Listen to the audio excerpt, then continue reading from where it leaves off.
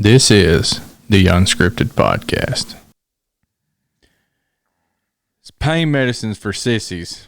Well, I'm gonna tell you, I've tried to avoid it, and I don't. But I say that there's a lot of reasons why I'm not going to take it, and one of them is not because of being a sissy. But I'll tell you, you can definitely It's unscriptural. take pain medicine. You take pain. Jesus didn't take any on the cross. His was for a different reason, though. Why didn't he do it? Why didn't he take it on the cross? Listen, there's a I'm just messing. First of all, I'll take Tylenol, and after I had my surgery, I took a Tylenol after I had surgery, and so I believe in pain medicine. Tylenol. Yeah.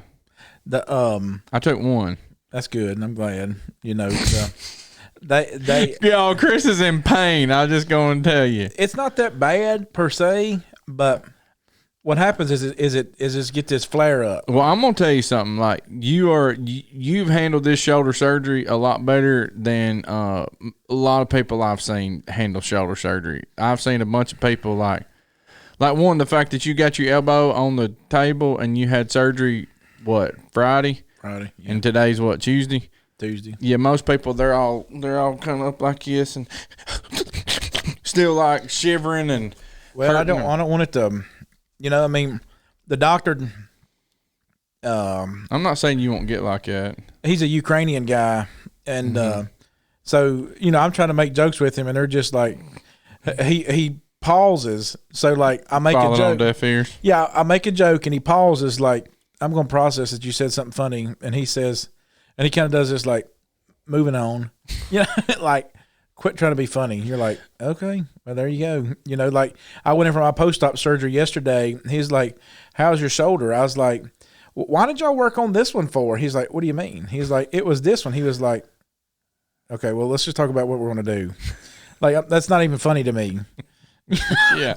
Like I know when Courtney had her carpal tunnel surgery, like, she had to initial her wrist. Yeah, I had to do that too. He's like, did you initial? I was like, front and back.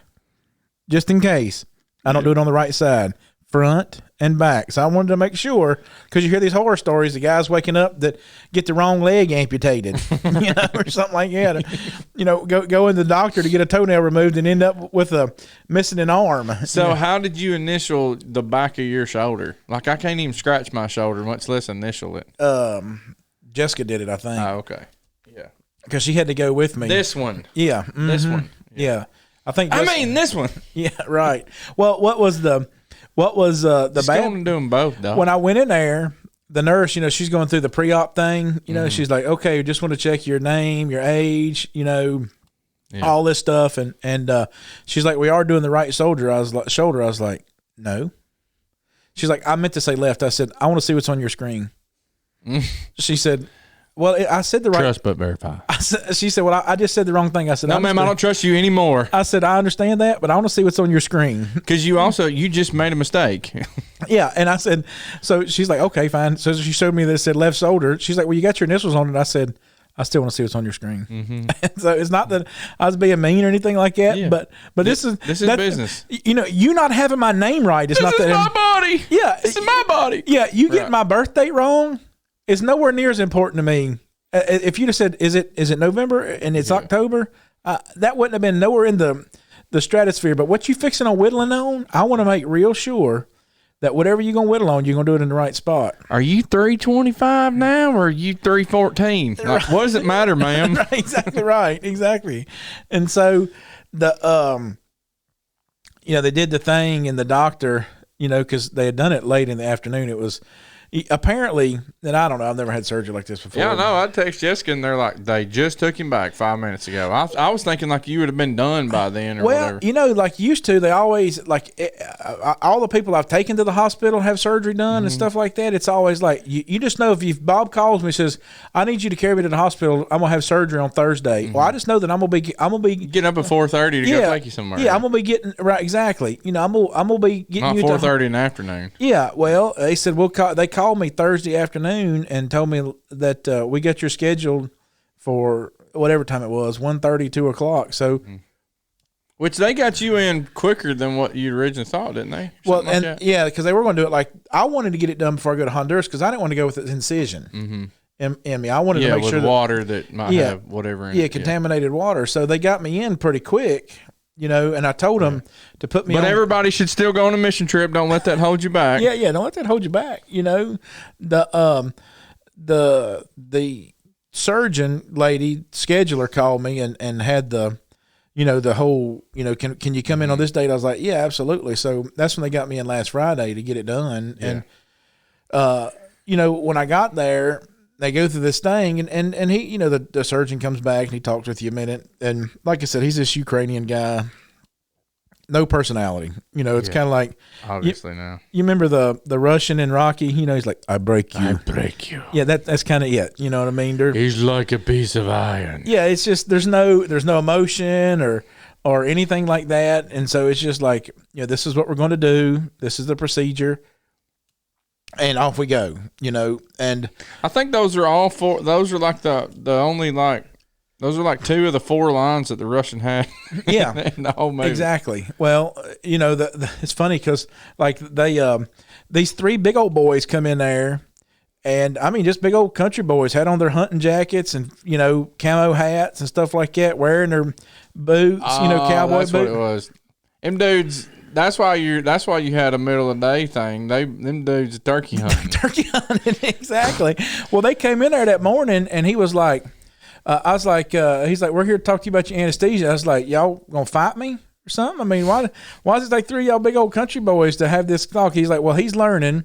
I'm the whatever, the guy that does the anesthesiologist, and I'm the guy that maintains it. While you're in I don't know. Anyways, it was 3 boys that come in there. You're going to get 3 bills, sir. Just so I take that back. One of them, the reason why one of them was a dude nurse. That's what it was. He was a dude nurse, and because the doctor asked me, he was like, because it's like 2:00 in the afternoon. These doctors, they're like, they keep banker's hours. You know what I mean? These surgeon guys, unless they're some kind of emergency. You're making their schedule. So if you got a 2:00 in the afternoon thing, that's because he's a late morning type guy, or whatever. But some of those guys, they want to play golf in the afternoons, so they schedule early. And I guess some of it probably has to do if you can get in a surgical room. Well, the doctor that he come in, he was like, "So you got any questions about afterwards?" Because why he was asking that is because it's so late in the afternoon. It's going to be 3 or 4 o'clock. Before he gets done. By the time I get out of recovery and everything, son, he's eating, a steak at the Blue Oyster, whatever this fancy, steakhouse is here in town, right?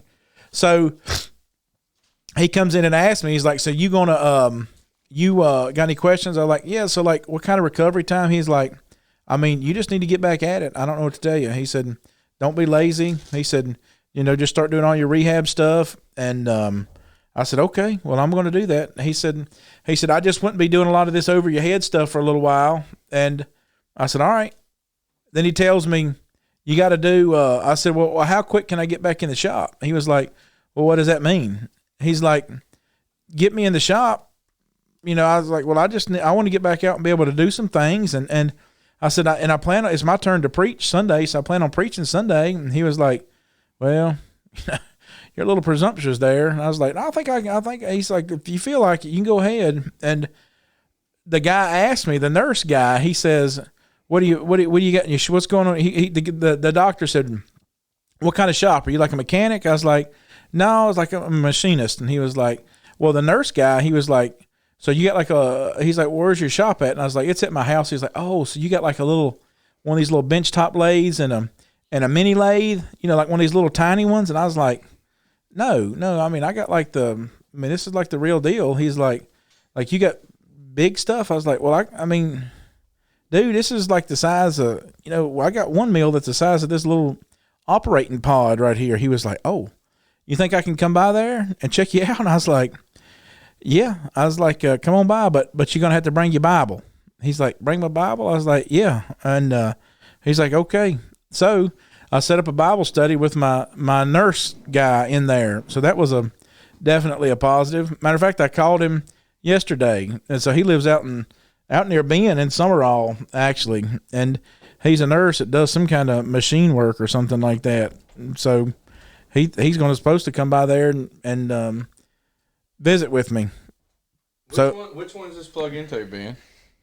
It plugs into the headphone jack. Well, where's the little adapter for it? Because that little headphone jack is not the right size, is it? Is that the right size? No. Right here, Bob. It look like nincompoops. The phone one? About broke it off. Trying to get Ben on here with his mic. Can y'all hear me? I can't hear you. Try it again. Can y'all hear me? Nope. And that's the phone one. You're all the way up. Now try it. Can y'all hear me? Well, here, y'all just keep talking. Okay, yeah. So as you think about, medicine, and hopefully next time, and that's the goal that we want for everybody in life, that sometimes people don't realize that whenever you're going through some kind of struggle or surgery or whatever, or you're having blood pressure problems or whatever, that you as a Christian, you got an opportunity to interact with those people at that hospital, that facility. And if nothing else, like even if you're not necessarily converting them or whatever, like hospital and the care for people, those things, I mean, that is a ministry. Well, and really, what it was me just taking advantage of the opportunity. Yeah, you have an opportunity with this guy. Mm-hmm. So, the hopefully it'll, something will come out of it. But, the big thing for me was when he got out and he tells me, he says, now listen, because I realized that he wasn't going to be there the whole time. He's just going to be there for a few minutes. And he says, make sure that you're going to feel like you're going to be okay.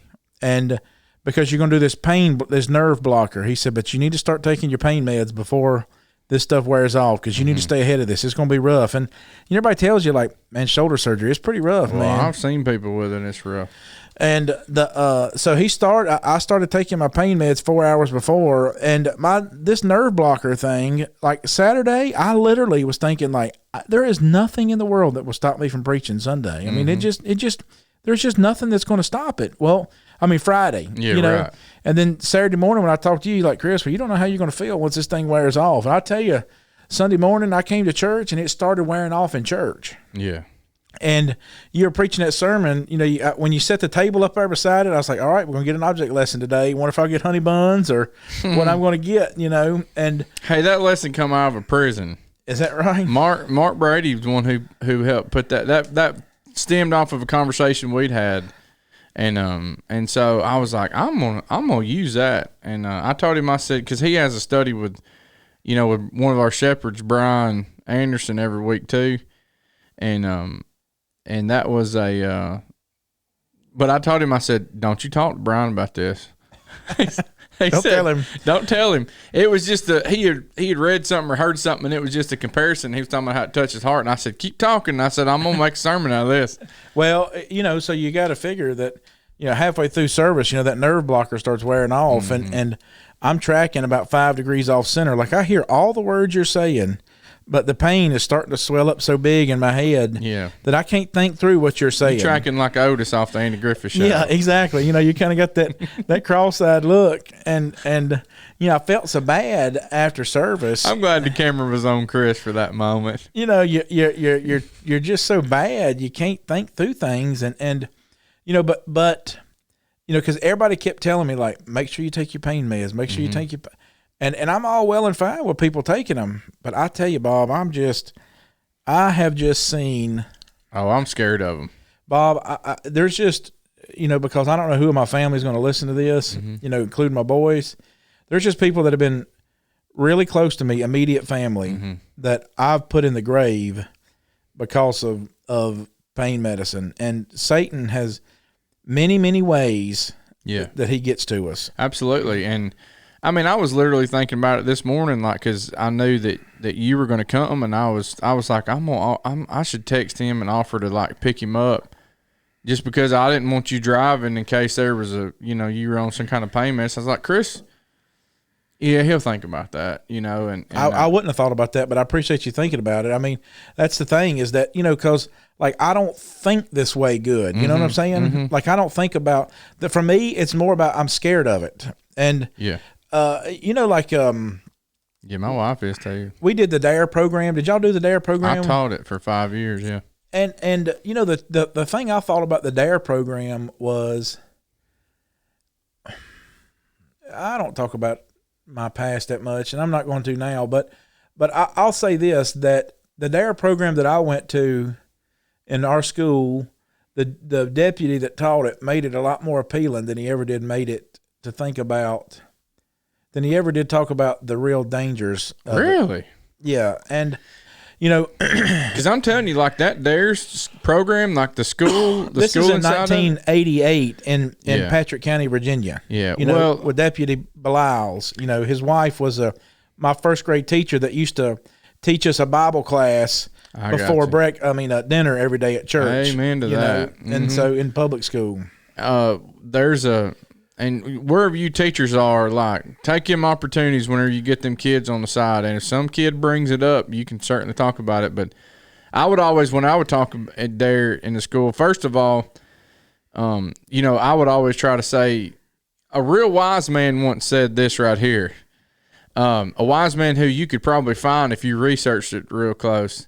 It's more blessed to give than to receive. Right. Or a wise man named Paul said these things, and I would say those things, and those teachers would kind of wink at me. You know, they would know those things, and then if a kid brought up the Bible, well, man, it was wide open. But man, I'm telling you, a lot of schools in law enforcement are like 1 week. There's a 2 week school as far as for the instructor side of it, and you can't even leave on the weekend.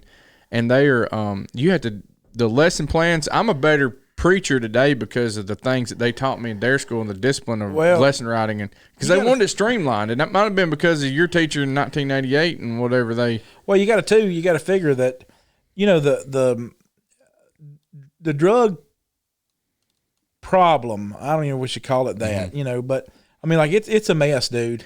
It had you know, the biggest problem we had in rural Virginia in the 80s was homemade liquor and growing pot. I mean, you know, you just didn't have, you know, I mean, cocaine was kind of a rich man's drug. You know, truckers they called it speed back then, Right. you know. And so all these kind of drugs, I mean, like you think about how much, I mean, just give us a few stories about, you know, when meth hit the streets, you know, just think about how it changed law enforcement. Well, so meth came from the West Coast over to the East in 1992. Why? Well, there's a Johnny Appleseed story, and where it actually hit at was Grundy County, Tennessee, and Lincoln County, Tennessee. Two different groups, two separate things. One was from a big gang thing. They were getting busted in California. Another one was kind of a mom and pop drug type thing, and they were trafficking some of this stuff in trucks, and they needed a place to where they could drop it at. And so they were getting so much heat on them in California that they came and two different people set up two different spots unbeknownst to them about it. And guess what? They were one was on one side of our county and one was on another side of our county. Yeah, ground zero. And then it just starts spreading. And they said for every one person that learns how to cook methamphetamine, they would teach 10. And that principle for evangelism is should be the same. Yeah, at the minimum. At the minimum, and there's one person who learns how to do it should teach 10, and they did, and they would teach people how to do these things, and they spread that stuff with wildfire. That's why today, in these cartels and things, they're not making fentanyl. And there's actually newer drugs that are coming out that are stronger than fentanyl. I don't even understand what this fentanyl and all that stuff It's does. just I don't get it either. But that's why they got Narcans and all these things. And so they're you get one pill that's laced with fentanyl, or you get one hit of THC, or that's why I tell all these kids about these vapes and marijuana. Well, you just think it's just marijuana, whatever. Well, one, marijuana is a gateway drug. Two, if that thing's laced with something, then you have no clue. And on your prom night, you're taking that thing. Like, if somebody get to you within like 12 minutes, like, you're dead. Done. And some of those are even quicker. And now, anyways, I said all that to say this, like, meth, I mean, it grew like a wildfire. But even today, like, the cartels and things, they're not having these huge operations. They're teaching people how to cook it in their home, fentanyl, and then some guy will just kind of slide by there. And so if they bust one dude, like he has, they're just hitting one of 60 cooks in Hattiesburg. Right. And it's a percentage thing that. But you just think about how much that's changed rural America. Oh, absolutely. I mean, you know, I was talking to the lady that's over the DHS here. You know, we call it CPS in Virginia. Human Services, yeah. And she was telling us, you know, because we're just talking about like the great need, like they have whatever the amount of kids they have that need in the foster program, they have twice as many. I did the numbers real quick in my head. They have twice as many kids as they have homes that serve. So they have 3,000 kids. They have 1,500 homes that can take them in. Mm-hmm. And, you know, and she was like, it's methamphetamines. It's just it has destroyed the poor class of America. Yeah. And by and large, it's because what you said, you know, it's something that, you know, years ago, you know, you could grow a pot plant on and I'm not advocating for marijuana here. I'm not just saying that. But years ago, you grow a pot plant on your back porch. You know, that's about the best you could do as far as making your own illicit drugs. Yeah. Well, you know, I've asked several people, you know, a lot of people that we deal with through our benevolence ministry, you know, the majority of them have had serious problems with methamphetamines. And one question you ask them is, do you know how to make it? Every one of them says yes. Even if they don't know how, they've been around it so much, and they all have this little different way that they cook it.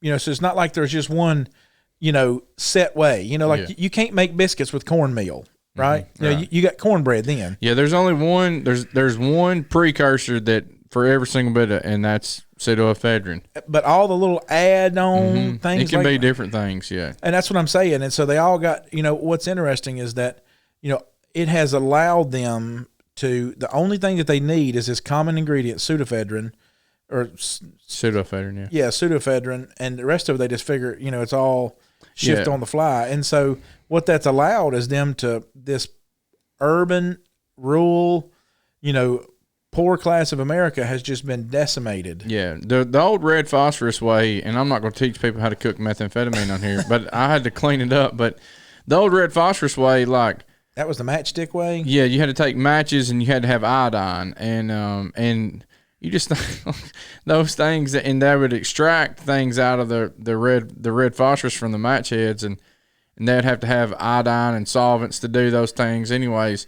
Well, it was a big, long, drawn-out process, whereas now in this what they call a one-pot method or a Nazi method, it's all done in a Gatorade bottle, and there's only a couple different steps, but, you know, you got it all contained in one container that can be thrown out the window of a vehicle. And most meth cooks now they're riding around in a vehicle doing that because they don't want the cops coming and kicking in their door at their house. Or burning their trailer down. That's right. And so if I can drive a little bit further and get past a curve going to the left, and I can chunk that thing out the right window when a cop's behind me, you know, I've got one bottle to dispose of instead of beakers and all these things of, but, you know, and then there's the anhydrous ammonia way, which is really scary. But it just goes back to this idea that it's just so accessible, you know? Yeah. And that's why, you know, the pain meds for me, I just have seen guys, you know, that have succumbed to this. And we got to realize that while one of the greatest blessings that we have on the face of this earth as Americans is capitalism. What I mean by that is that the government doesn't control everything yet. Now they're trying. They're trying to put their hand in every cookie jar they can, but they don't control everything yet. You know, I think I read somewhere that 1 out of every 3 ads you see on the TV now are either insurance ads or pharmaceutical ads. Yeah. So, you know, Big Pharma is Big Pharma, yeah. You know, and that's why you look at the little girls that sell drugs. You ever seen these drug rep girls before? I mean, the little girl, you look at them, they're always these little pretty, right, you know, petite little girls that go out as these drug reps. Well, you know, they don't hire,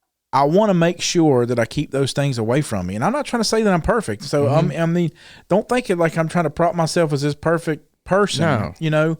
But I have seen, so you go back to this DARE program, and I had somebody really close to me in my family that when the 90s, when crack came on the scene, I saw him, he's about probably 6 years older than I am. And I saw him in the 90s get so addicted to crack that, I mean, you would not, but I've got horror stories, right, that I could tell you about him, not just about all the other people that I met, because of his associations and he was really close in my family. So I couldn't not be, to some degree. But seeing the way that it made him was the absolute best drug abuse resistance education that I ever had. Right. Because I was scared to death to turn out like him. And that's the way some people are whenever they have a parent who is an alcoholic or a cousin or somebody who is strung out on something real bad. It really turns them away from it. And nobody wakes up on day one and goes, you know what, I just really want to ruin my life today. But it's so addictive. And the fact, crack, all it is it's just a part of cocaine that's just been cut, and so it makes it more affordable. But a guy told me, this is before he went, before he was going back to the federal pen, and we had raided his house. This was the second time we'd raided his house, and got a lot of crack out of his house. And I'm talking about like the second time in a couple month period. Like he didn't think we were coming back. Anyways, he was a dangerous guy too, but he told us, he said, I'm just telling you boys, he said crack is it's more powerful than the dollar. He said because of how addictive that it is, and he's like it'll bring somebody more money, and but he's just talking about all the things that people would do for it, and things that I won't share on here. But it's a powerful thing, and really a lot of people don't realize like they have such a need, and this the way that sin is. I mean, Jeremiah, he's mourning for God's people. And because it's got in him so much. Yeah, and before that, he says, why have they provoked me to anger? This is kind of the Lord speaking through him. With their carved images, with foreign idols. And it's like, okay, well, God all the way back in Exodus said don't do any of these things, so why are they doing it? Well, these things got into them. That's right. And it had been into their families for generations, and they couldn't get it out of it. I know you said this before, like it took, 400 years, It took one night to get Israel out of Egypt, but 40 years to get Egypt out of Israel. And really and truly, like, that was just to get rid of that one generation.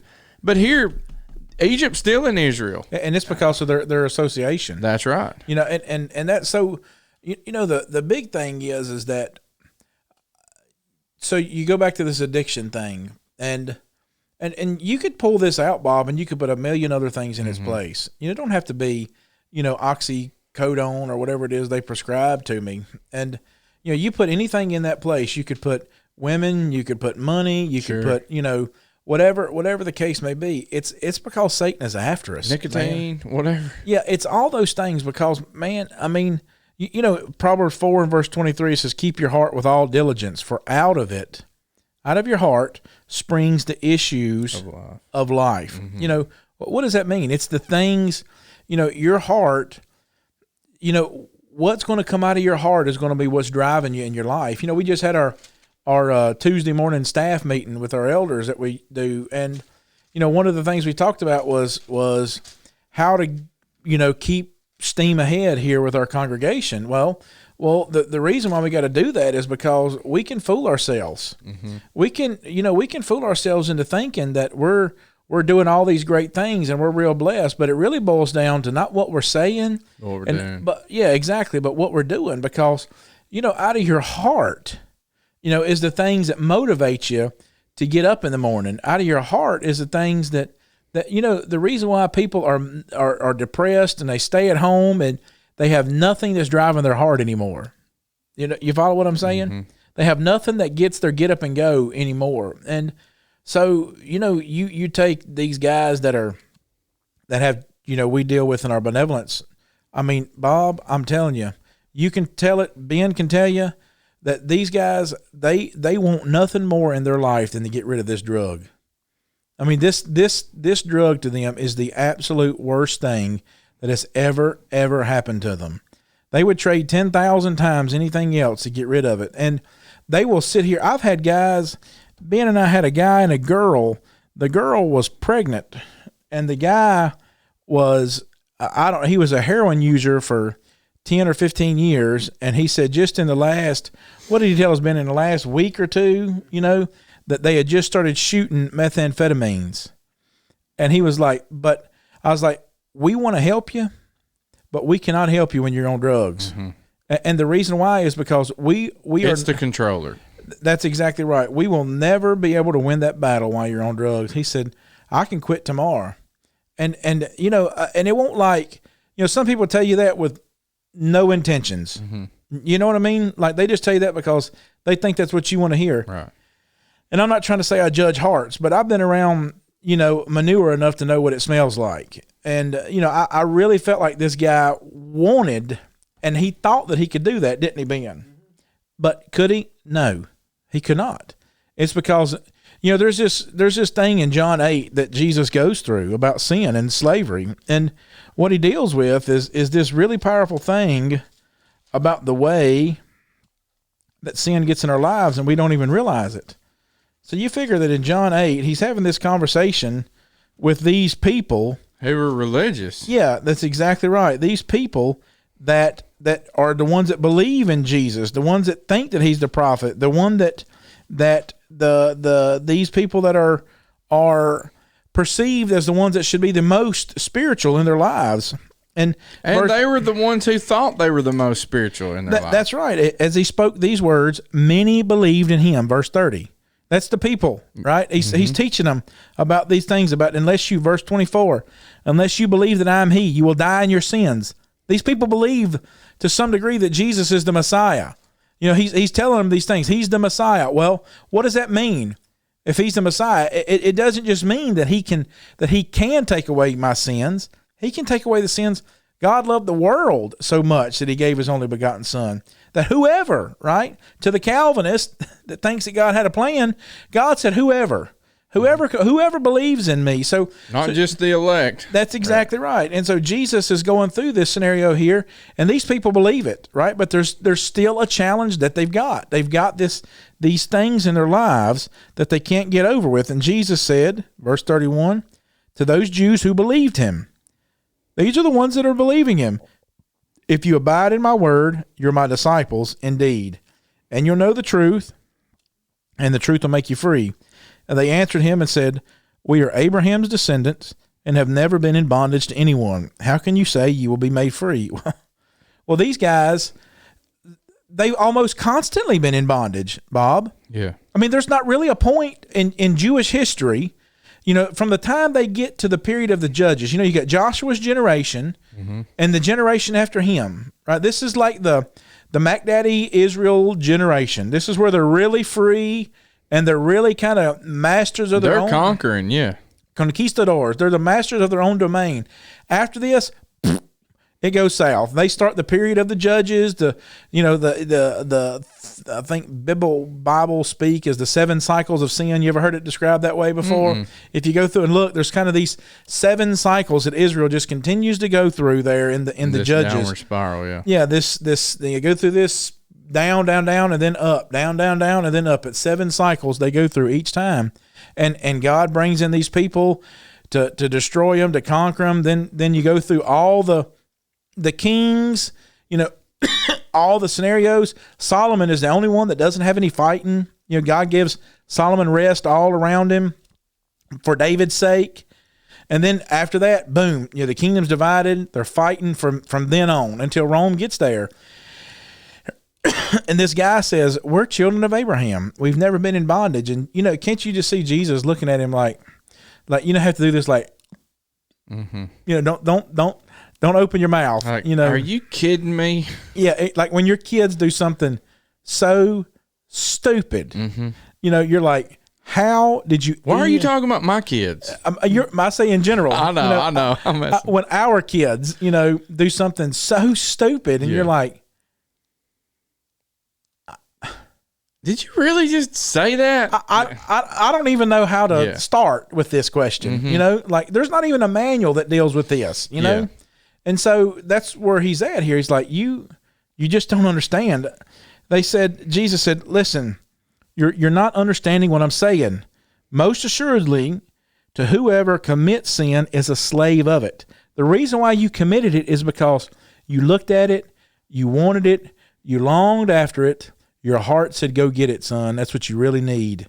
And Satan was driving you the whole time. He's your master. And you didn't even realize it. And you didn't even realize it. So my kids, I asked them, you know, I said on the way, I asked them at lunch, and, you know, just, you know, what'd you think about, you know, the sermon, or what'd y'all learn in class? And then we kind of got on my sermon for a minute, and then Toot daddy's horn for a few minutes. no, not trying to do that. Just seeing if they got anything out of it. Right. And then I asked them, I said, you know, all right, is that a repeat? Is that one you know, if we go visit somewhere, do you want to repeat, or you know, or is that one I need to, you know, put in the toilet or whatever? Well, so they were like, well, we think that you should keep everything except for don't keep the red Kool-Aid illustration. And I said, why is that? And they said, well, you just didn't really have good like content, you know, with what you said about it. Like you could have just had better content or whatever. So I wouldn't use that illustration or whatever again. And so the concept of the red Kool-Aid is keeping your cool whenever, you know, your kids mess up and they have something that's going on, whether it might be spilling the red Kool-Aid on the carpet or the couch, or whenever they really mess something up in their lives. Well, they're not relating to that. That's right. So I had messages from people. They're like, I've been having red Kool-Aid moments in my life, and thank you for that or whatever. And so the only real compliment that was in detail that I had was people commenting on the red Kool-Aid. Well, for my children, they don't even realize the messes that their mother and I have cleaned up or helped them with, and they don't. So there's not an appreciation. Well, they run together to them, right? You know, Yeah. so like they see mom and daddy as, to some degree, let's be honest, as perpetual mess cleaner uppers. Yeah. You know, so it's not that mom and daddy. I'm sorry. You know, and they just mess up. Well, yeah, exactly right. And so it's this perpetual, you know, motion of mess cleaning up. That they see. So it's kind of like, that one wasn't very strong. And you're like, I'd like to beat some red Kool-Aid out of you right now. Yeah. So, you know? Carson didn't realize, like, son, you have these moments like weekly, like almost daily. We're almost there now. We're almost there now, and you're lucky that your dad in those red Kool-Aid moments. So it wasn't a red Kool-Aid moment, but I couldn't bring gasoline into the church where you pour dirty gas into the into or our diesel mower. into the power washer. Yeah, I told you about the dirty gas, you know, and the thing shuts down, and he's like, "What? The gas looked a little dirty," and it's like, "Come on, guess what he did this week? What? Dirty gas? No, again." And anyways, it's just but it was a different machine. Red you know. Kool-Aid. Thanks, red Kool-Aid moments, and I'm thinking like, I just. So that's why the Lord did. Think about that. You know, you had your sermon Sunday, and you had all these different points, right? And I suppose, you know, I don't ever make it a practice to kind of critique your sermons, but I think about which ones are the strongest points, like the ones I take notes on, you know, and so those are going to be the ones that are going to bubble up to me, right? Yeah. And so I took some points on some of the things you were making from the application from the book of James, and part of it was that I knew Sunday I wasn't tracking. You know what I mean? So I knew like I need to take this stuff in that Bob's saying, but I'm not tracking good right now. And so I need to make sure that I put this down so that I can think about this later on. Well, you know, that's why the Lord goes through this whole, you know, I'll tell you this, Bob, this is what Chris believes. This is totally my opinion. Okay. But I believe one of the reasons why you have problems with synoptic gospels when they try to write Matthew, Mark, Luke, and John, like as in order, that they struggle with putting events together. teaching moments, stuff like that, is because I think Jesus taught a lot of the same things over and over and over and over again because they were so important. Yeah. The Sermon on the Mount was so important. Yeah. I think that it got taught many times. Well, Luke's account does something on giving. Give and it will be given to you. Luke 8:39, pressed down, good measure, shaking over, put in your bosom. Those things. The same measure that you meet. Yeah. Well, why didn't the other ones say that? Well, Luke, whenever I guess it said that what is it that Peter helped Luke maybe with some of the stories, or was it Peter with Mark? Mark, I believe. Anyways, that when Luke is writing these things, like what resonates with who you help get your information from is the way that you're going to put down information, and so it's a real interesting thing, the fact that the giving part would have been something that would have been really relatable. Yeah, and you think about what Jesus is trying to conquer there. Mm-hmm. You know what I'm saying? And so, like here's this magnificent story of what happens with Peter's life. And the other aspect is who Luke's writing to Theophilus, and the fact that you've been conquering and you've been stealing from everybody to say that now we own this because we took it. Well, Jesus, he has this whole thing that's against what Rome is teaching that says give and it'll be given back to you. That's right. Yeah, don't conquer and steal, but give it away. Right. Well, so you think about what this powerful lesson that Jesus is. So you figure in John 1 when Andrew introduces Peter to Jesus. Mm-hmm. John and in John 1 you see John standing there with Andrew, Peter's brother, and another disciple. Another disciple, yeah. And when Jesus passes by, he says, okay, it's time for you to take, that's the one right there. That's the Messiah. Lamb of God, yeah. Yep. And I know I'm paraphrasing it, right? And so then Andrew runs home, tells his brother, we found the Messiah. Mm-hmm. So you got this whole scenario that goes through, time passing, Peter's going to start kind of, okay, Jesus is the Messiah. What's that mean? Luke 5, you have the fish story, right, where Jesus is teaching them, and he pushes out a little bit from the Bible records that Andrew and James, John, all those guys had they had put their nets away. They had done all that they needed to do for their fishing. Jesus says, "Come on out, let's go out here." He says, "All right, I need you to cast out on this side right here." And, when you get done with a day's worth of work, which they would have probably been fishing a lot at night, and these are professional fishermen, right? It's not like you and I that just want to go out and drown worms. Yeah, and you know what it's like whenever you've busted your tail all day long, and then you're gonna, you always look at the tools. I know you talk about having your kids. We're not done till we put the tools up. Well, once you get the tools put away, like it's kind of like a sigh of relief. It's like, okay, now I can go get a shower and I can eat dinner. Right. And all those kind of things. Well, Peter and them, they got showers and dinners, so to speak, on their mind. We've done put up all the nets. Yep. And Jesus is like, let's throw the net on out there again. Well, and he teaches them this awesome lesson because, once Peter, he's done, Peter, he's buying into Jesus the Messiah, but he hasn't figured out what that means yet. Yeah. He still doesn't understand what that means, and it's going to take him a long time for him to really figure that out. And when Jesus says, "I need you to do this," and Peter's like, you can almost hear him like do your kids do this? Like, are you kidding me? Yeah, I won't let my kids back talk me. You understand? Like that is a no, right? And I have to be real careful because they'll try to structure the way the back talking is, yeah, so that it's so they can get their word in. And I'm like, son, you need to go weed eat. Well, Daddy, don't you think that it's better if I, or maybe I should wait? Son, this is not a time for diplomacy. Yeah, Daddy, well, let me wait till in the morning because I've done got my shower. Well, and I'm not going to have the conversation with him like, you knew that I told you this morning I was going to cut grass. And so that when I cut grass, you weed eat and you push mow or whatever. Mm-hmm. I'm not going to, they don't do I don't let them, they'll try to back talk or make an excuse, to try to reason with you and get as close to that line as they can without being disrespectful, right? Yeah. And when in reality, what they don't realize is it's kind of like what these Jews who believed in Jesus, they're already in the undertone of that conversation with my kids, at least I know, is it's already border. It is disrespectful, the fact that you're not doing what you say. Yep. You're trying to be diplomatic with it. That's right. And get your they way. think, And it's really manipulation. Yep. They think they're smarter than you. Yeah. You know, like they're trying not to be. They know that if I bull up, then that's going to be the woodshed. Mm-hmm. So you know what you're seeing here is Peter's like, okay, Lord, but because you tell me to. Mm-hmm. You know, I'll do it. Nevertheless, at your word. Yeah, not that my heart's really in it. So Peter puts out, you know, this is this huge catch. So that the nets are breaking. These are freshly mended nets. The nets are breaking. The boats are sinking.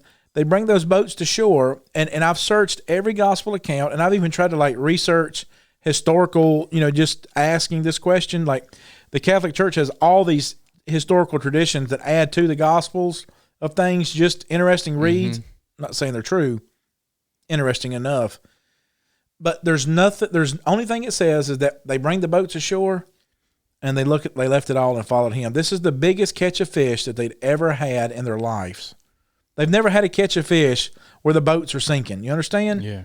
And they left all and forsook him. Well, why? Because then they realized that like I'm you know, they're following Jesus, but they're following him with his boat. You got me? They're following Jesus with the boat. Lord, we're going to follow you, but I still got to fish. Mm-hmm. Lord, I'm going to follow you, but I got to do this because you remember. Still going to hold on to this one thing. Because you remember what Jesus says when they bring it in. He says, "We're done with that, boys." Yeah, there's a bigger addiction. Yeah, you while you may remember this moment for the rest of your life, I wanted you to see this moment because I control all the fish too. But that's not what we're after. We're not after fish. From now on, you follow me, and I'll make you become fishers of men. And it says they followed him from then on. In the eyes of the world, they'd been following him. Yeah.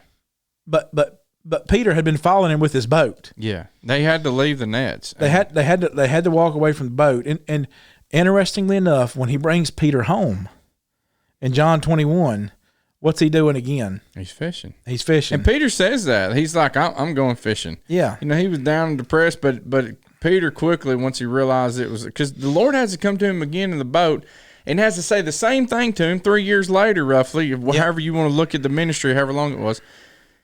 He says the first words were follow me, and then he brings him up, does the whole do you love me thing. And the last words. Last words were follow me. He's like, he does a comparison thing. What about this guy? What about John? Well, He's what like, about Liam? How come Liam didn't? No, that doesn't matter, son. He says, what is that to you? Right. You follow me. And so Jesus, he's, if you want to have something, if you want to have medicine to take to people, if you want a true painkiller to take to somebody to relieve them, it's not you can put a Band-Aid on a gunshot wound, but it's not going to fix it. And you can take a Tylenol, and you can take an Oxycontin. You can take there's a whatever. There's a place for those things, Bob. That's right. But ultimately, like, your shoulder's got to heal. It's got to go through the healing process. You got to go through the pain to get this thing recovered. And that's what happens in our lives. And we have to take some steps. Like, there's times where I'm gracious to my kids in those so-called diplomatic moments that I don't catch in that moment because I'm in the middle of something else. You're trying to do something. Yeah, like Liam said yesterday. And I'm like, oh, yeah, that makes sense. Like, let me tell you how he did this to me, okay?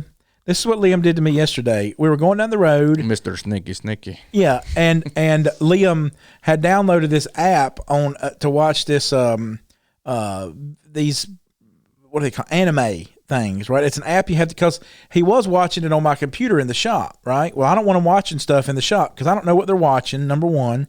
Number two, that he had got on some website that had a virus on there. Yeah. So I told him, no more of this. Well, I was sitting in the living room with him, and I don't even know what I was doing, but I was sitting in the living room with him, and I don't ever watch TV.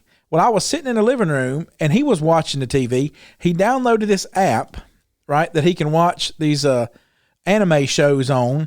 And Jessica said, I don't even know what that is. Is that an animation show? Or? It's these Japanese, it's these like Pokemon things, you know, all this, you know, Japanese, you know, where anyways, it's the voices are in Japanese, but I hate kids cartoons. Yeah. And but anyways, so he downloaded it in front of me and I wasn't paying attention. So in his mind, you know, like, it's all legal. I got this notification on my phone later on that night. I'm checking my emails or something. We're going to the student center. And I was like, what's this? I was like, you got this app you downloaded here? And he was like, you were sitting there with me? And I was like, well, what does that got to do with anything, Liam? He's like, well, you didn't stop me. I was like, Liam, if you rob a bank and a cop is texting his wife who's sick, and they steal all the money, did you do something wrong? Well, yeah. I was like, Liam, you still can't do this just because I didn't stop you from doing it. You can't do it. You've got to make these decisions yourself, son. That if I tell you I don't want you watching this stuff, I don't want you watching it. If you need to download something, you always need to ask me. Well, my toes are sweating right now, Ben. I think Chris getting on to me. but that's the thing is like just because you didn't. So you go back to this scenario here, right? It's nonetheless. You have got to guard your own heart. You have got to be the master of your own domain, period, because Satan is always after us in so many ways. And I know that there's a time and place. I'm thankful. My throat is still a little scratchy where they had to put the little tube thing down me, the breathing tube, when they intubate you or whatever when you go to sleep. Well, I didn't even know they did that. Mm-hmm. I've had just woke up with a sore throat. I had to connect that later. Like, okay, that's why I was like that. They stuck something down my gullet. That's why my throat was sore Sunday and I couldn't hardly talk. Well, that's the reason why. All those things. I'm thankful that I wasn't awake during that process. But, it's just this real challenge that, I've got. And they didn't know to tell you, you're probably going to have a sore throat later on post-surgery. Yeah, it's just part of their process. It's all tribal to them. Mm-hmm. Well, Bob, there's just this thing that we've got to do. We've got to guard our hearts. And if we do those things, it will prevent addictions. Yeah. And guarding things, there's a thing that I put on my kid's phone called Bark, and it's a preventative measure. There's a way to have, when our children are on a message with a young lady, well, to guard his heart and to guard her heart, we put another friend on there with them. And those are things to help keep Satan away from our lives that we don't realize it, but it's preventative maintenance. Well, and they're doing a good job with it, because I texted Carson something the other day. We picked on Carson a little bit. Let me give him a bump, okay? Mm-hmm. I texted Carson the other day. I was like, I need you to, I bought this, had this iPad that I fixed. I was going to give to somebody in Honduras, and but I can't figure the iPad stuff out. So I know Carson's an iOS guy, and so I texted him. I was like, Carson, I need a cable that works, and I need this kind of cable. I had to take a picture. I don't know what to call it. And I called him. He didn't answer, so I texted him, and he texted me back about 20 minutes later, and he's like, sorry, Mr. Chris, I was in the bathroom. And I was like, okay, he can't carry his phone in the bathroom. Yeah. Right. And I was like, Carson, you don't need to tell me when you got to go poop. Right. You don't need to give me a reason why it took you 20 minutes to text me back. I don't care if it's 2 hours, Yeah. But I thought, that's a good thing. That's a good thing that he doesn't carry his phone with him to the bathroom for many reasons. But all those things are about guarding your heart, right? Yeah. And it's just about how Satan gets to us. And so if your kid is sleeping with their phone beside them at night and they have access to the internet, you're not guarding their heart, and that's just plain and simple. And if that hurts your heart as a parent, and you can turn this podcast off or whatever, but I'm just telling you, it's the dead truth. And you are putting into bed with Satan, and all that you're doing is you're opening up doors that they're gonna need more pain pills in their life, so to speak, spiritually, to overcome pains that are going to happen in their life. And so it's a big challenge. And parenting is hard. Parenting is a challenge. Marriage is hard. There's all these things. Life is hard. And if you're looking for a pill to fix something, no, you got to take them to the balm of Gilead, and that's Jesus. You got to have a biblical perspective on things in life. And I'm just telling you, the biggest thing is guarding their hearts, and don't be looking for pain medicine to fix something later. Do the preventative maintenance is the best thing that you can ever do. And look, we need help with it, and that's one thing that I'm so thankful for. We got such a church family here that helps us in so many ways. Oh, absolutely. It's what priceless. a blessing. Hey, we appreciate you guys turning in. We'll catch you guys next week.